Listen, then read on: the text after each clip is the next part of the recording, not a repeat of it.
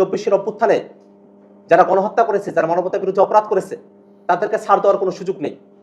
শাহাবুদ্দিন চুপ্পু এই গণহত্যার পরেও যদি ছাড় পেয়ে যায়, এই বাংলাদেশে ফেসিবাদ কায়েম করার পরেও যদি ছাড় পেয়ে যায়, তাহলে বাংলাদেশে এই বিচার বিভাগের প্রতি, বাংলাদেশের সরকারের প্রতি, বর্তমান সরকার যারা আছে তাদের প্রতি মানুষের আস্থা থাকবে না।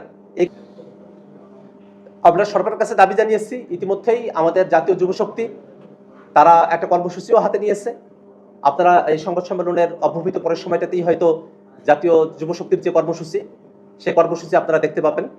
এবং এর বাইরে গিয়ে জাতীয় নাগরিক পার্টি এনসিপি আমরা সবসময় এই বাংলাদেশের জনগণের পক্ষে আমরা অবস্থান নিয়েছি এবং আমরা সরকারের কাছে এই দাবিটাই বারংবার আমরা জানাবো যে বাংলাদেশে 24-এর অভ্যুত্থানে যারা গণহত্যা করেছে, যারা মানবতার বিরুদ্ধে অপরাধ করেছে, তাদেরকে ছাড় দেওয়ার কোনো সুযোগ নেই। শাহাবুদ্দিন চুপ্পু এই গণহত্যার পরেও যদি ছাড় পেয়ে যায়, এই বাংলাদেশে ফেসিবাদ কায়েম করার পরেও যদি ছাড় পেয়ে যায়, তাহলে বাংলাদেশে এই বিচার বিভাগের প্রতি, বাংলাদেশের সরকারের প্রতি, বর্তমান সরকার যারা আছে তাদের প্রতি মানুষের আস্থা থাকবে না। এই কারণে আমরা সরকারের কাছে এই দাবিই করব যে শাহাবুদ্দিন চুপ্পুকে অনতিবিলম্বে গ্রেফতার করে তার ব্যাপারে বৃহৎ পরিসরে একটা তদন্ত করতে হবে।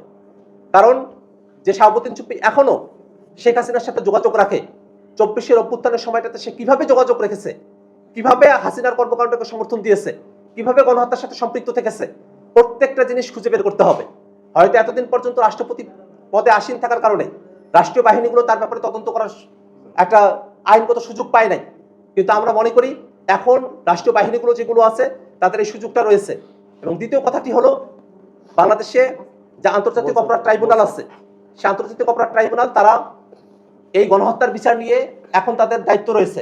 আমরা মনে করি এই গণহত্যার বিচারের বিষয়টা যেহেতু আইসিটি ট্রাইব্যুনালের সাথে যুক্ত আছে, সেক্ষেত্রে শাহাবুদ্দিন চুপ্পু তার যে কমান্ড রেসপন্সিবিলিটির জায়গা ছিল, যেটা আইসিটি যে আইন আছে তার সাথে সঙ্গতিপূর্ণ, সে জায়গা থেকে শাহাবুদ্দিন চুপ্পুকে গ্রেফতার করে তাকে যেন আইসিটি ট্রাইব্যুনালের কাছেই তাকে যেন সোপর্দ করা হয়। ধন্যবাদ সকলকে।